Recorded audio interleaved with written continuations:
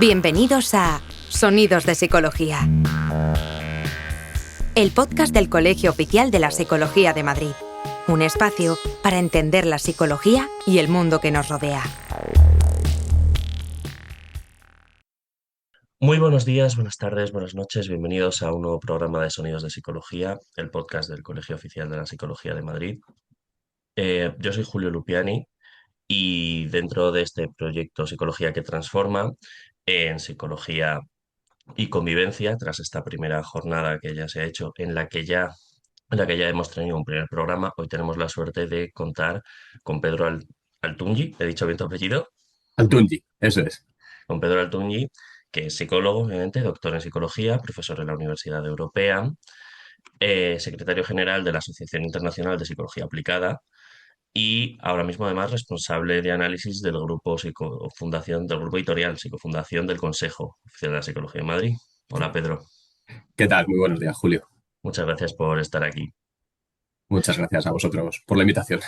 Nada, esta, esta primera jornada ha salido ya con dos programas. El primero hemos tenido la suerte de contar con Manuel Moyano, que ya está publicado, en el que hablamos un poco de la radicalización como concepto.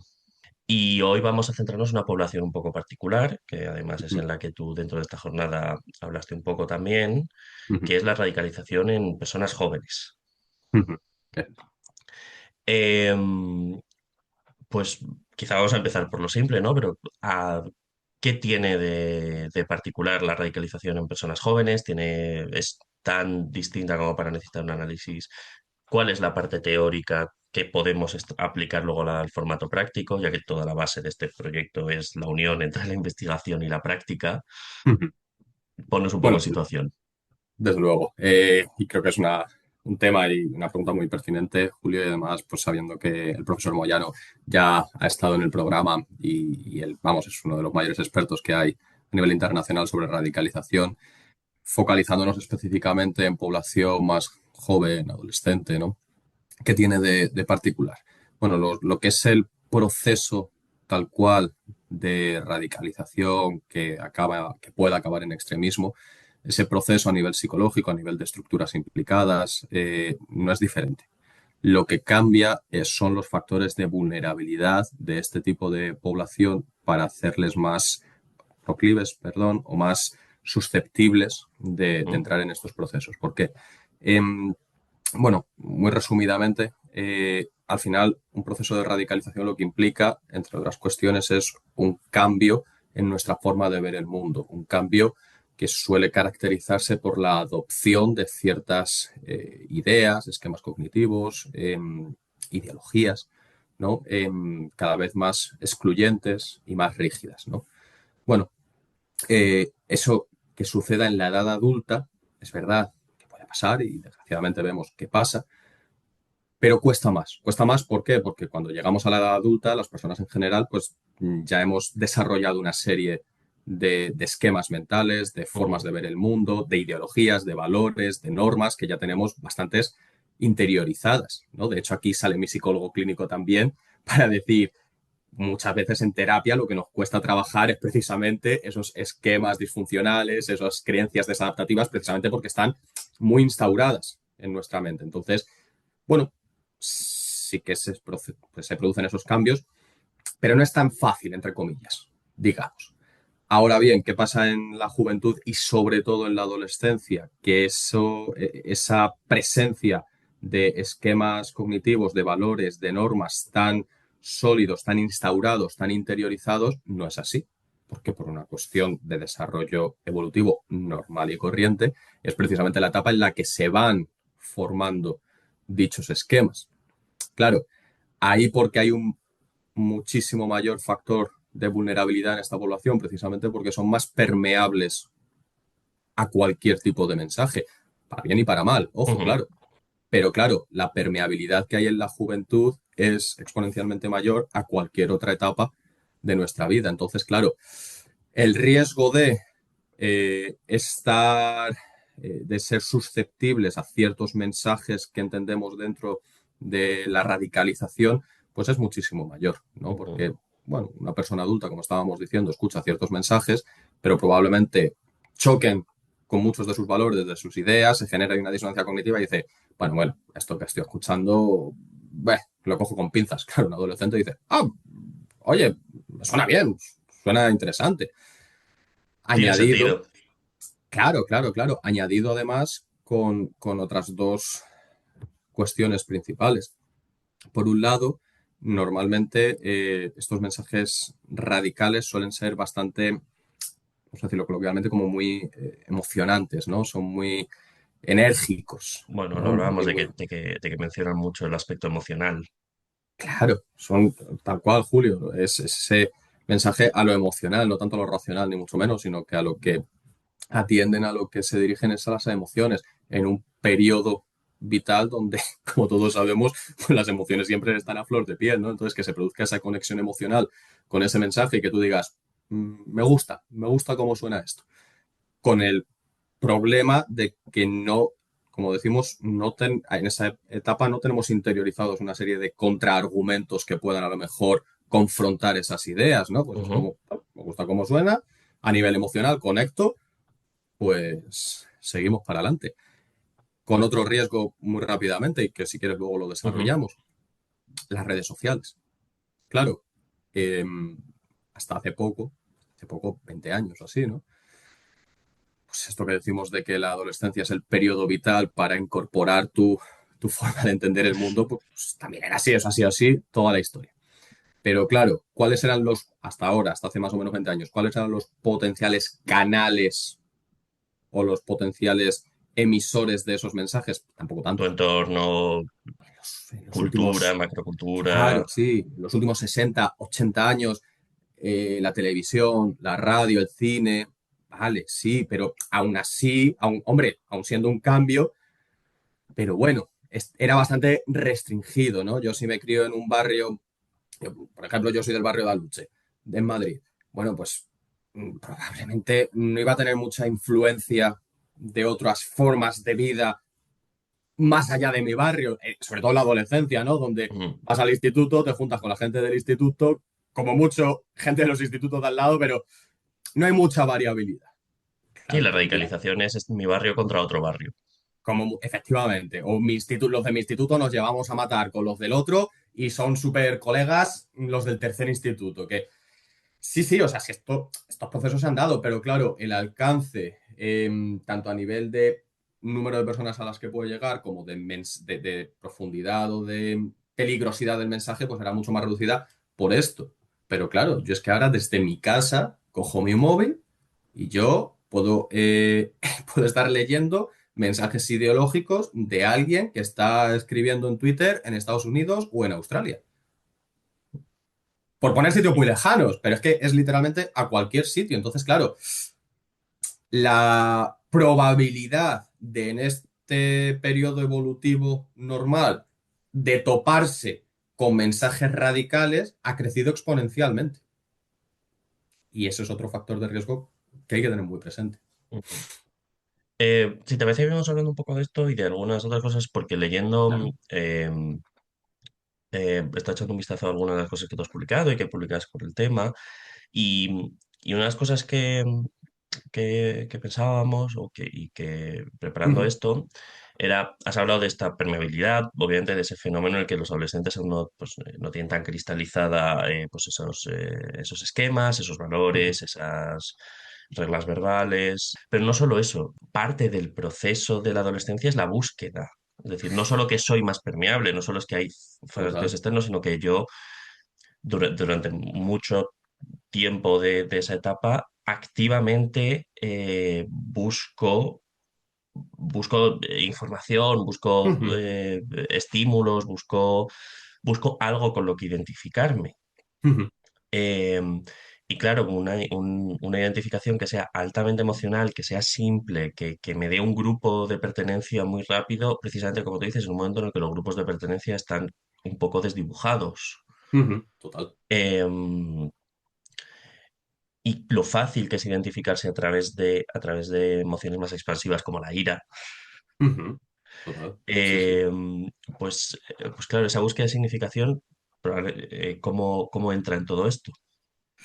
Claro, Muy buena esta idea que aportas, Julio, de que si en general la búsqueda de significación es una necesidad básica de todos los seres humanos, ¿no? Que tenemos siempre en todo momento, claro, la adolescencia quizás está aún más activada con la peculiaridad de que no está tan claro cómo satisfacer esa necesidad de significación, ¿no? Que es un poco como esa idea coloquialmente de encontrarse uno mismo o saber quién es, ¿no? Esa idea de los adolescentes, de Mm. conocerte. Todos lo hemos Ujú. experimentado y lo sabemos, ¿no? Que a nadie le llama la atención que con 13 años seas, bueno, de un perfil X, ¿no? Ideológico, de gustos musicales, de gustos Sí, deportivos, tal. tribus urbanas ha habido siempre. Exacto, y eso con 13 años, y yo qué sé, pues, me lo invento, ¿eh? Con 13 años te defines como más gótico y luego de repente con 15 años eres como más rapero y con 18 eres tal.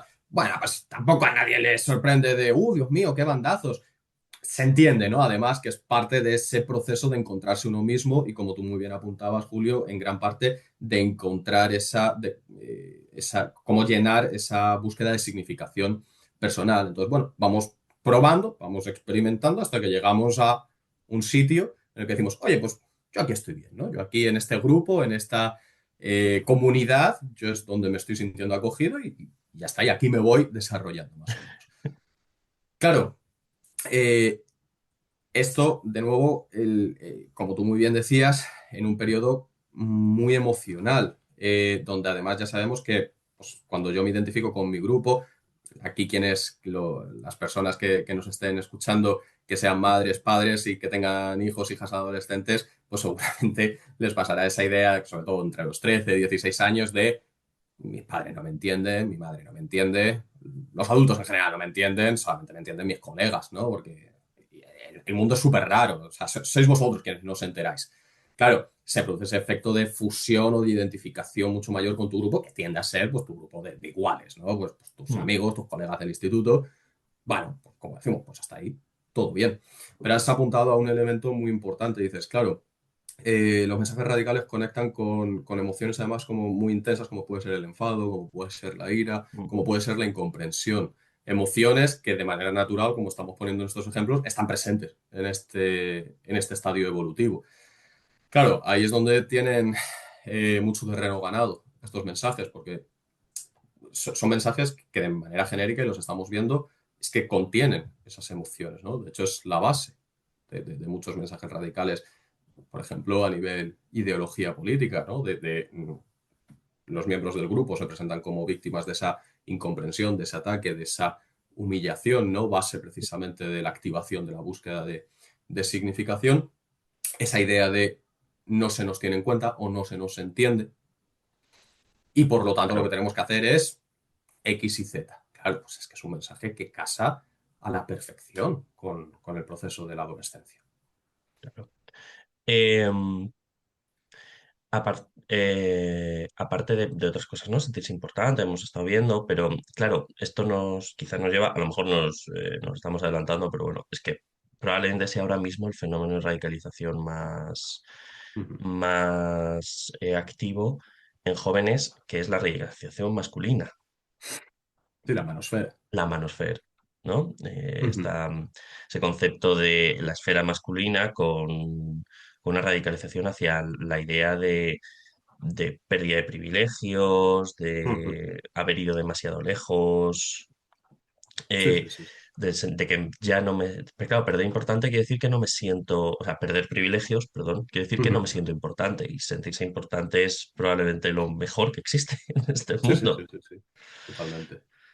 Eh, ¿Cómo está derivando esto? ¿Cómo lo ves tú que investigas sobre este tema? sí, sí, sí, sí, sí. Es muy buena pregunta y súper importante porque creo que hasta ahora no se le ha dado, ahora se le está empezando a prestar la atención que creemos que se merece, ¿no? Y para empezar a responderte, yo voy a hacerlo haciendo referencia a dos filósofos de principios del siglo XX. Aunque Ujú, seamos psicólogos, pero las ideas de la filosofía aquí creo que son muy importantes. Y son Max Weber y Antonio Gramsci. ujú, Empezando por el último, muchos de quienes nos escuchen conocerán la idea, porque además se usa mucho, la idea de la hegemonía cultural, que ujú, se habla mucho de las guerras culturales, la batalla por lograr la hegemonía cultural. Bueno, pues ese es un concepto desarrollado por Gramsci en los años 20. Que básicamente es la idea de, muy resumido, bueno, a lo mejor no podemos tener el poder político e institucional, pero si logramos el poder cultural, es decir, ganar las narrativas a través de las cuales entendemos el mundo, pues va a ser el primer paso para luego lograr el poder institucional y, y político. Vale, pero Gramsci advertía de una cosa ya en su momento. Ojo, hay que prestar atención a qué pasa con aquellos que pierden la hegemonía cultural en esa batalla, ¿no? Porque, bueno, yo aspiro a ganar la batalla cultural, muy bien, pero no te olvides de que si tú la ganas es porque alguien la pierde. Y quien la pierde es quien estaba antes, es decir, quien ostentaba el status quo y los privilegios, ostentaba la hegemonía. Y ya Gramsci avisaba de que muy probablemente las personas que estuviesen en esa posición hegemónica, pues por lo que sea no les iba a sentar muy bien perderla. Y aquí como psicólogos y psicólogas, pues podemos entender un poquito el porqué, ¿no? Y aquí empiezo a poner de relieve una cuestión. Si queremos entender esto, es importante que en este análisis conceptual dejemos un momento cuestiones morales o de valores fuera. No digo que la moral o los valores no sean importantes, lo son, importantísimos. Sí, pero entender, pues eso, que hay, como personas tenemos un concepto que se llama aversión a la pérdida, sea real o percibida, pero quiero decir Exacto, que hay un conjunto de exacto, fenómenos que suceden independientemente de la moral. exacto. Entonces, eso está ahí. Entonces, quien está en esa posición de hegemonía siente que esa hegemonía se está perdiendo o la ha perdido. Claro, hasta aquí podemos decir, bueno, vale, pues habrá que adaptarse, ¿no? Y a lo mejor tu hegemonía era injusta, a lo mejor estaba basada en cierto, en gran componente de opresión o de discriminación hacia otras personas o hacia otros sectores de la población. Entonces, oye, quizás a nivel de justicia social no es lo mejor. Sí, sí, si todo eso lo podemos ver desde fuera, pero desde dentro, cuando tú estás en esa posición hegemónica, a lo mejor dices, no, no, mira, yo es que lo que estoy viendo es que he perdido mi posición de privilegio. Pero a nivel psicológico, lo importante que está detrás de la pérdida de esa posición de privilegio es la pérdida de esa significación personal, porque yo desde esa posición, yo es donde yo entendía que yo era significativo, que yo era valioso, que yo tenía un lugar en este mundo. Independientemente, como decimos, de que luego a nivel social general consideremos que eso está mejor o peor. Vale, vale. Pero lo que es indudable es que yo nutría mi significación personal de estar en esa posición. Y ahora a mí se me ha quitado de esa posición. Y claro, ¿cuál es el problema que quizás en los últimos años no se ha prestado atención? Que quizás no se ha hecho una pedagogía dirigida a quien pierde esa posición de hegemonía. Porque aquí haciendo mención al otro filósofo que mencionaba, Max Weber, claro, él ya avisaba a principios del siglo XX de cómo las sociedades occidentales estaban evolucionando, ¿no? Hacia esa idea pues, cada vez más individualista, más liberal. Tenía muchas ventajas, pero tenía un inconveniente y era que dejaba a las personas en una situación de mucha vulnerabilidad ante la incertidumbre personal, es decir, ante el quién eres y qué se espera de ti socialmente. Porque hasta entonces, hasta principios del siglo XX, bueno, tú más o menos, si nacías hijo de zapatero, sabías lo que te esperaba en la vida, continuar el negocio familiar y ser zapatero. Te podría gustar más o menos, pero tú sabías qué se esperaba de ti y tú sabías cómo la sociedad, cómo el grupo te iba a valorar. Había certezas, Ujú. había certidumbre personal. Tampoco tiene sus desventajas, obviamente, ¿no? Pero prácticamente todo el mundo, uno sabía quién era desde bien pequeñito o pequeñita y sabía qué se esperaba de él o de ella. Sí, Insisto, los roles sociales y culturales estaban más definidos y más estaban rígidos. súper definidos. Tú no te tenías que parar un día, mirar por la ventana y decir, ¿en quién me quiero convertir? No, pues por desgracia ya estaba bastante claro en quién te ibas a convertir.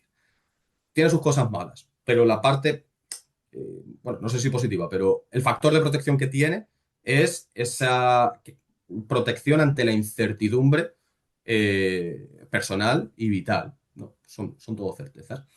Claro, ahora vamos a juntar estos dos conceptos que hemos dicho. Por un lado, la sociedad ahora te dice, tú puedes ser quien quieras.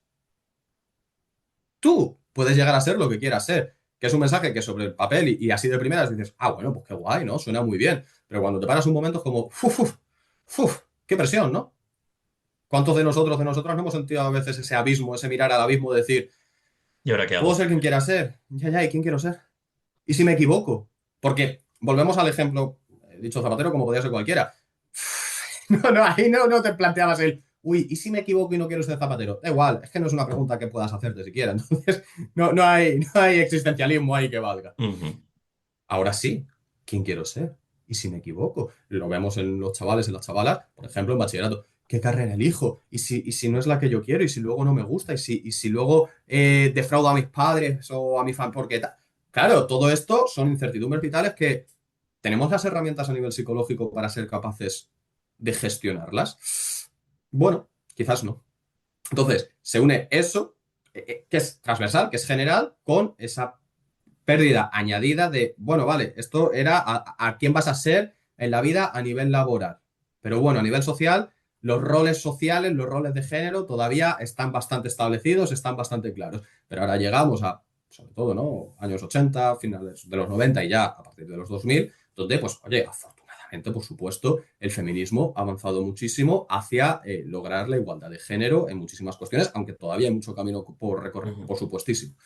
Eh, un avance totalmente necesario, pero un avance que destrona esa hegemonía y por lo tanto también desbanca esa posibilidad o esa certeza sobre, al menos parcialmente en un componente social, qué se espera de ti, y aquí vamos al efecto de la manosfera, como hombre.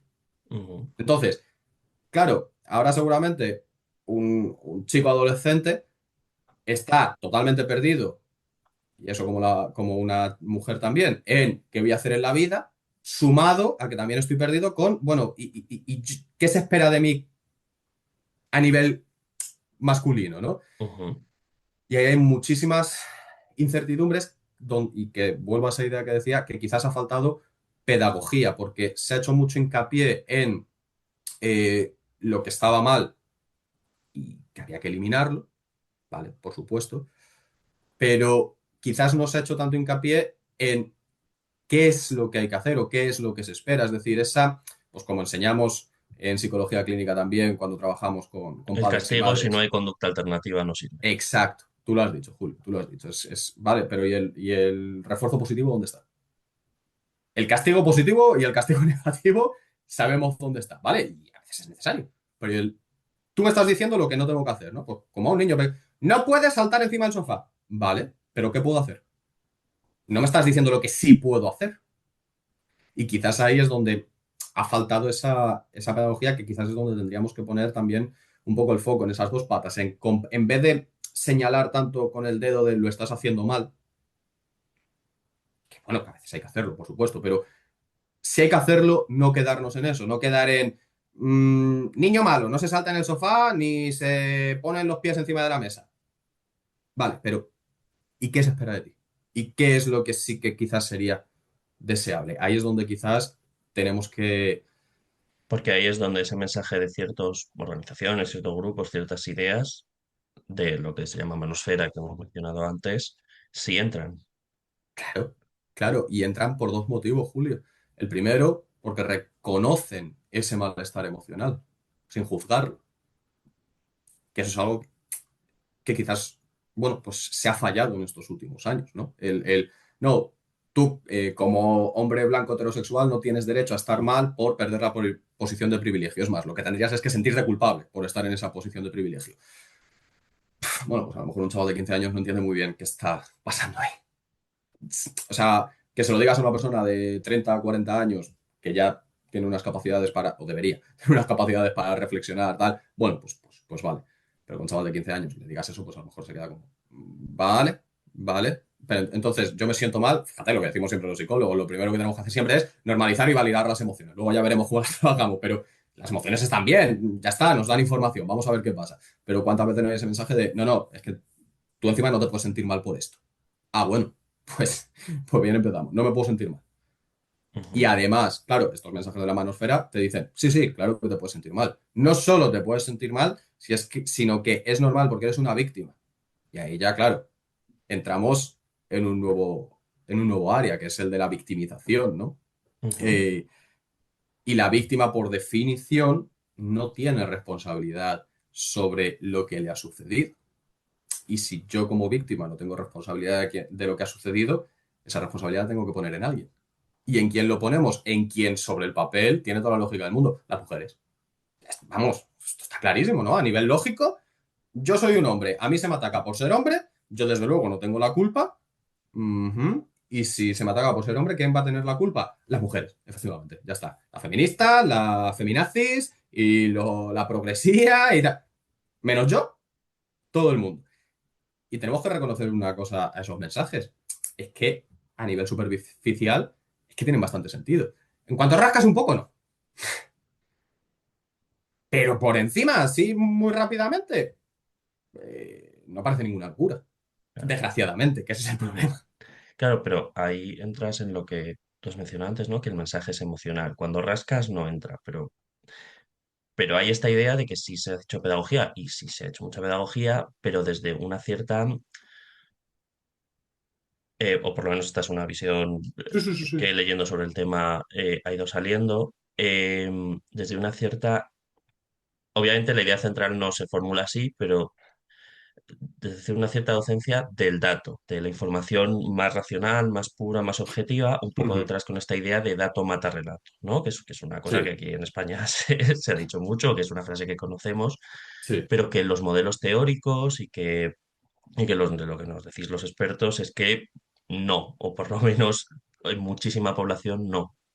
No, no, porque esa idea, Julio, además de dato mata relato, parte de una idea muy positivista de el ser humano es un ser racional.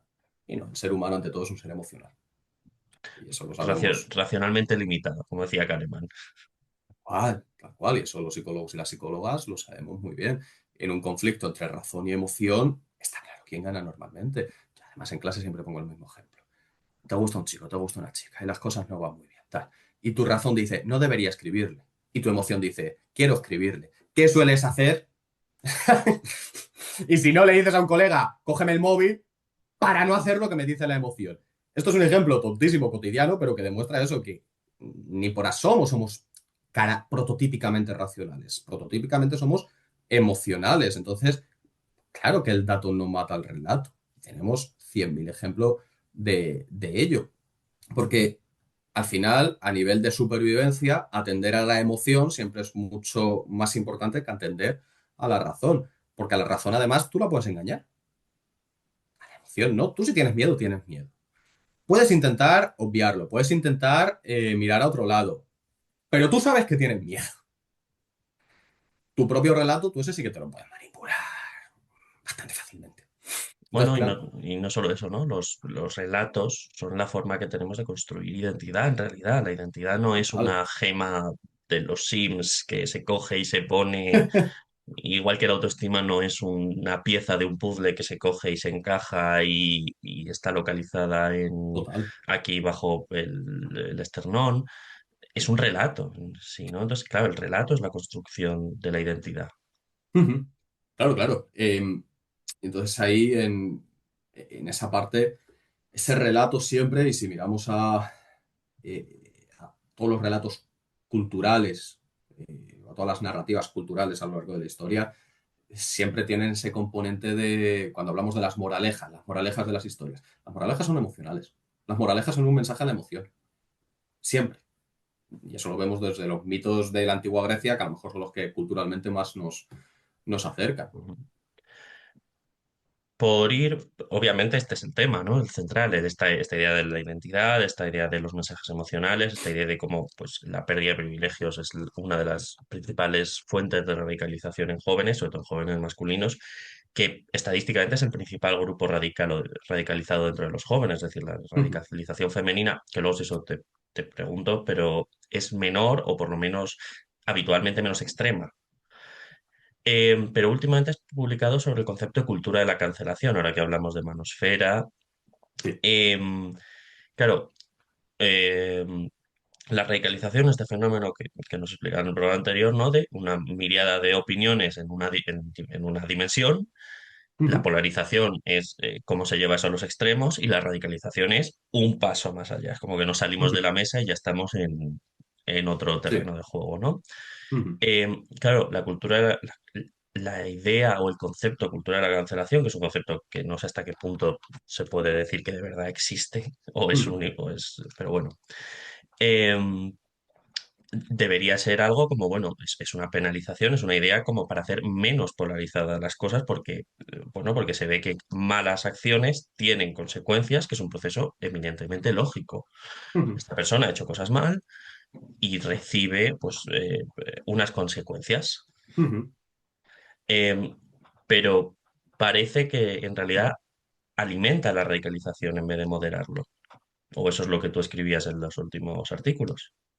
Claro, porque lo que a día de hoy se le denomina cultura de la cancelación, pues como bien decía Julio, si es que existe como tal, tampoco es algo nuevo. O sea, es la censura social de toda la vida y en el caso más extremo, pues el ostracismo o la expulsión del grupo a quien se aleja demasiado del cumplimiento de las normas sociales, Sociales. ¿no? De hecho, la palabra ostracismo viene de eso, de una práctica ateniense, creo, de expulsar a alguien por 10 años de la ciudad, no por delitos, o sea, no era un juicio, era opinión, era una votación popular. Si Ujú. había, no me acuerdo el número, pero vamos a decir 10.000 personas que votaban que esta persona no venía bien para la ciudad, independientemente de lo que había hecho, se le echaba. Sí, sí, sí, sí. En ese ejemplo que tú dices tal cual, a Sócrates, por ejemplo, el famoso juicio a Sócrates que le condenan a muerte es por opiniones. Por opiniones de, bueno, estás pervirtiendo la juventud Por ateniense, perversión de la juventud, exactamente. eres un peligro, pero volvemos a lo mismo, a nivel de opinión.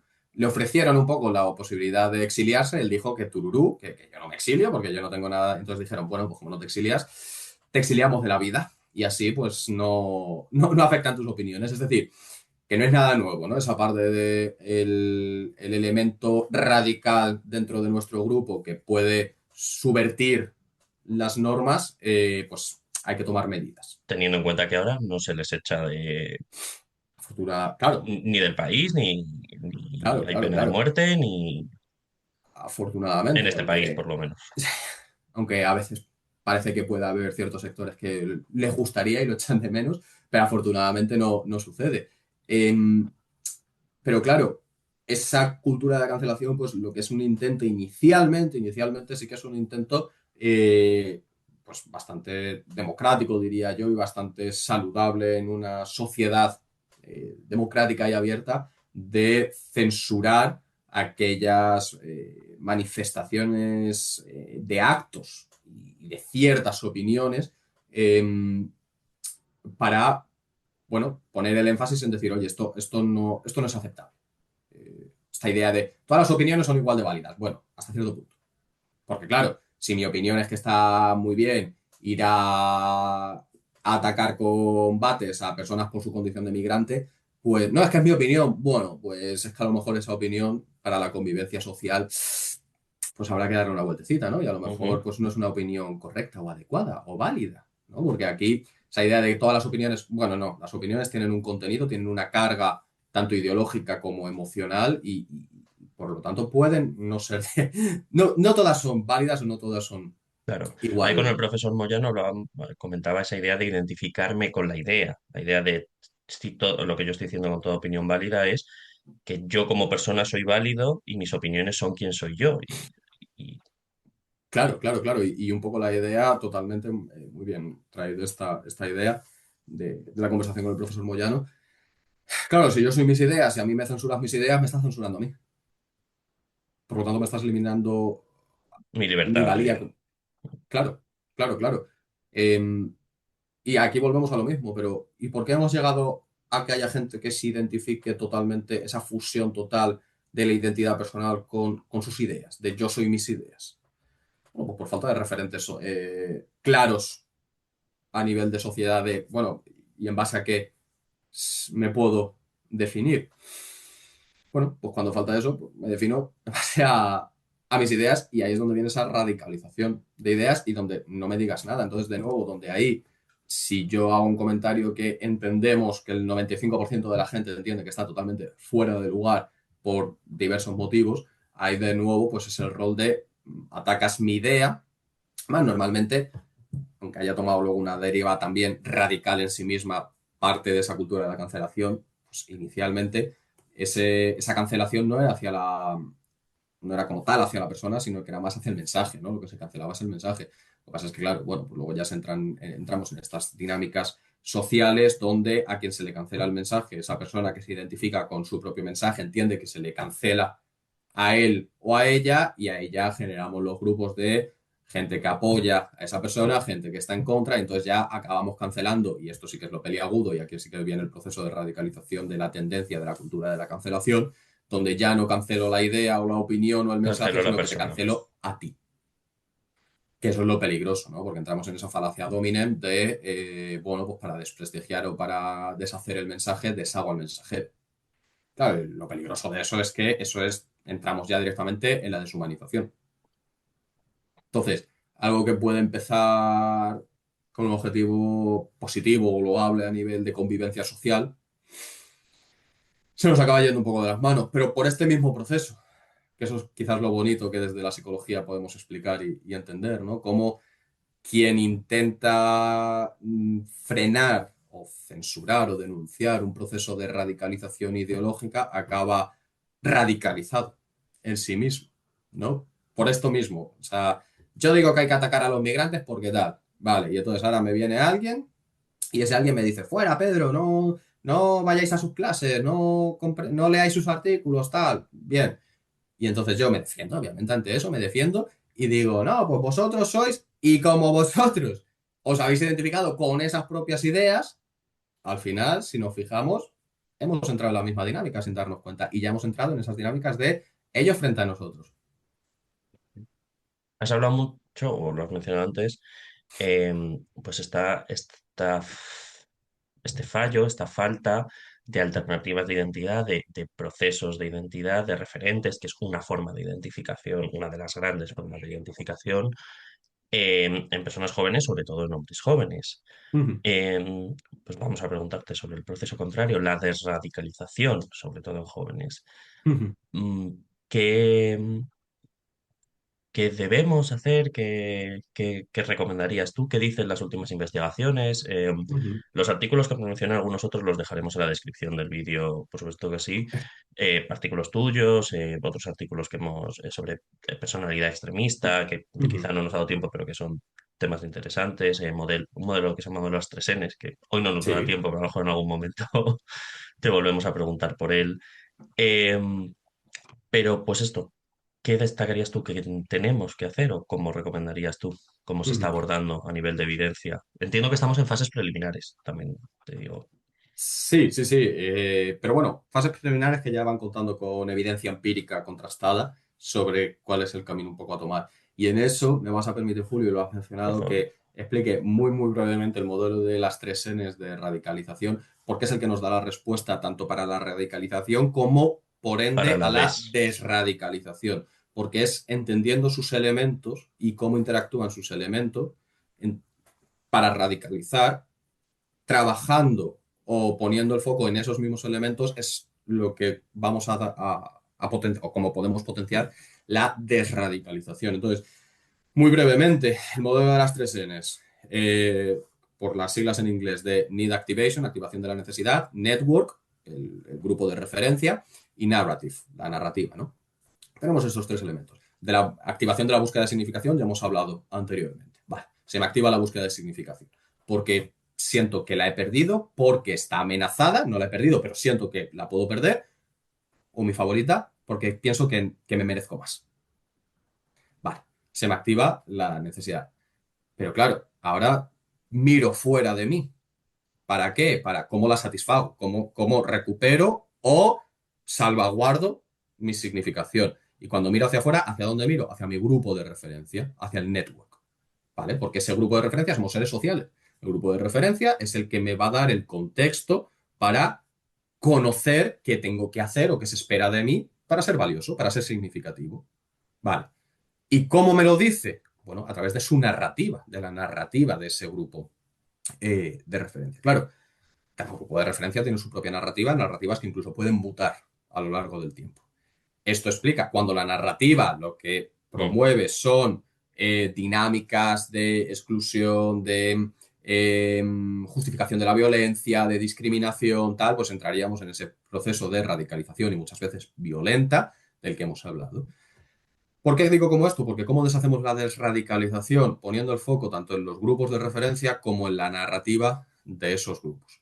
Lo primero de todo es que tenemos que tener claro, y vuelvo a esa idea, que somos seres sociales y quizás en la adolescencia aún más, ¿no? Porque luego ya sabemos, hay muchísimos estudios en psicología de la personalidad sobre todo, donde se ve que con la edad, bueno, nos vamos haciendo menos sociables, que no es que seamos antisociales, pero simplemente que disfrutamos más de nuestro tiempo para nosotros, nosotras, de nuestra individualidad. Pero en la adolescencia no, es el grupo, es el gregarismo puro y duro. Entonces, grupo de referencia va a tener que haber. Entonces, lo primero que tenemos que tener en cuenta es que para o evitar la radicalización o desradicalizar, vamos a tener que facilitar a los y las adolescentes tener grupos de referencia cercanos, accesibles, que, o mejor dicho, cuyo mensaje, cuya narrativa para conseguir la significación personal no sea discriminatoria, no sea radical. Claro, ahí todos y todas a nivel social podemos poner nuestro granito de arena. Empezando porque seguramente cada uno de nosotros y nosotras ya pertenecemos a grupos sociales, que pueden ser potenciales grupos de referencia. Entonces ahí, ¿qué podemos hacer? Pararnos un momento y decir, oye, en los grupos formales o informales, ¿no? Que un grupo formal puede ser Una el clase de equipo de, baile, sí. por Un ejemplo, equipo de una clase fútbol. de baile, bueno, pues eso sería más o menos formal o yo qué sé, si estoy en una asociación vecinal que promueve actividades culturales en el barrio, pues también es un grupo de referencia, ¿no? Como a lo mejor más a nivel informal, ¿no? Pues yo soy un forofo del equipo de fútbol X. No es que esté en una peña, pero yo me identifico como fan de, yo qué sé, del Atleti mismamente. Bueno, pues tú ahí a nivel informal también formas parte de un grupo de referencia. Entonces tú pararte y decir, vale, ¿qué mensajes estoy promoviendo yo? ¿Qué narrativas estoy promoviendo yo? ¿A través de qué yo y quienes me rodean estamos diciendo, estamos reforzando a los demás, ¿no? ¿Cuáles son los refuerzos positivos, los refuerzos sociales que tantos hablamos en psicología? ¿Cuáles son los refuerzos sociales que estamos dando en este grupo? Pues si hay alguno que va en la línea de la radicalización sin darnos cuenta, pues a lo mejor frenar un momento y decir, oye, vamos a darle una vueltecita a esto. Animar y desde esa base, animar también, acercar a los jóvenes, a las jóvenes, precisamente esos grupos. Y si vemos que hay alguno que ya se nos está radicalizando, por seguir con el ejemplo de antes, hacia la manosfera, no ir desde el castigo, no ir desde el reproche, sino ir desde el refuerzo positivo, ir desde el, oye, vale, todo esto que cuentas, pero venga, vente con nosotros, vamos a hacer esto de, no, pero es que las mujeres son, bueno, a ver, venga, tal, vamos a, que habrá gente que escuche esto y diga, no, pero es que eso no se puede permitir esos mensajes, tal, por supuesto que, ojo, no se pueden permitir, pero aquí es donde está esa idea de la pedagogía y de cómo hacemos la pedagogía, porque si alguien tiene un mensaje negativo y tú se lo señalas con el dedo, lo que va a hacer es enrocarse en su postura. Y ahí no va a haber espacio para la pedagogía. Entonces, si queremos quitar esos mensajes, que por supuesto queremos, tenemos que hacerlo más, coloquialmente hablando, con mano izquierda. Y no podemos no entrar como un elefante en una cacharrería a señalar y a decir, no, eso está fatal, lo que estás haciendo está fatal y tienes que hacer lo que yo te diga. Porque entonces estás radicalizando o pretendiendo radicalizar en el otro extremo. Entonces, acercar esos grupos, acercar esas narrativas, valorando también la importancia de la diversidad en esto, ¿no? Porque parece que la diversidad es uno de los principales enemigos del siglo XXI, ¿no? De nuestras sociedades. Y todo el rato el mensaje es, si nos fijamos, es lo diverso es malo. Esto es lo contrario, lo diverso es rico. Claro, ¿qué pasa? Lo diverso genera ciertas incertidumbres, pero ahí es donde viene el último elemento que quizás, por lo que vamos viendo, además, conviene tener en cuenta. Quizás lo que tendríamos que poco a poco enseñar a los jóvenes, a las jóvenes y a nosotros mismos, quizás, es a aceptar que la incertidumbre es parte normal de la vida, que no hay que luchar con uñas y dientes contra ella, que a veces, en vez de buscar certezas, lo más sano es aceptar la incertidumbre y decir, pues no lo sé, y que está muy bien no saberlo, ¿no? Porque fíjate que quizás, y de nuevo, ¿no? Esta es una narrativa que yo me gustaría invitar a esta reflexión a quienes nos escuche, sobre esos mensajes que se lanzan a los jóvenes, a las jóvenes, que parece que lo tienen que saber ya todo.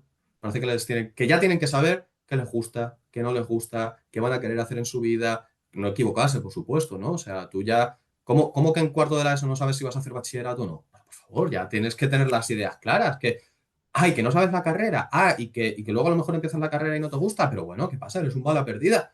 No, es que a veces en la vida pues aprendemos por ensayo y error. Entonces, lanzar ese mensaje, generalizar ese mensaje de no saber es normal, incertidumbre es normal, la necesidad de descubrimiento es normal, porque eso lo que va a hacer es que cuando nos enfrentemos a esas incertidumbres, en vez de surgirnos de manera paralela emociones muy negativas como la ansiedad, el miedo, la frustración, que, como ya hemos venido diciendo, son precisamente el punto de enganche para narrativas radicales, si ante eso a mí lo que me han enseñado es, no sé qué hacer, bueno, voy a explorar. Ahí hay muchísima menos vulnerabilidad a que me entre un mensaje radical. ¿Por qué? Porque tampoco tienen un campo muy abonado para ello, ¿no? Entonces, también permitir y normalizar el no saber, y volver un poco a esa idea de, si es que, a la idea que decíamos al inicio, ¿no, Julio?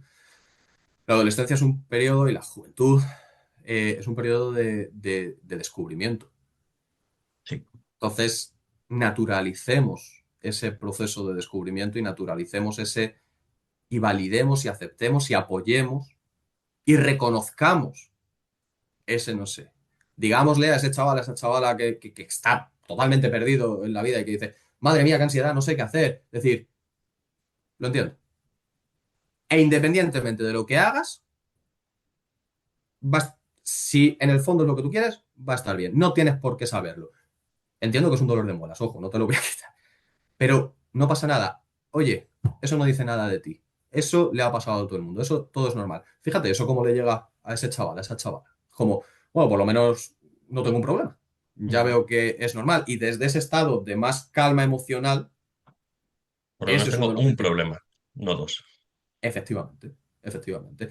Y esa calma emocional va a ser una de las mejores barreras protectoras a cualquier mensaje radicalizado, porque va a ser como, ¿a mí qué me estás contando? Ante ese mensaje, ¿no? Será como, no, a mí esto tampoco me satisface ninguna necesidad, porque no se me ha activado esa necesidad siquiera. Pues con este mensaje nos vamos a quedar, Pedro. Yo creo que, que es un resumen estupendo y que poco más podemos decir. Muchísimas gracias por estar aquí, por dejarnos tan claro todo esto. No sé si hay algo que nos hemos dejado, algo que te gustaría señalar que ha sido importante, pero creo que con este mensaje es una forma estupenda de cerrar. Totalmente. Muchas gracias, Julio, Pues por todas muchísimas las gracias por preguntas. venir. Este es el segundo de los programas de esta jornada que se ha hecho. Y los siguientes programas irán sobre las siguientes jornadas que se van a hacer dentro de Psicología que Transforma. Así que nada, muchas gracias a todos por escucharnos y un saludo. Esperamos que hayas disfrutado de este podcast. Puedes encontrar todos nuestros contenidos en las mejores plataformas podcast, canal YouTube y en la web del Colegio Oficial de la Psicología de Madrid. Te esperamos en el próximo episodio de Sonidos de Psicología.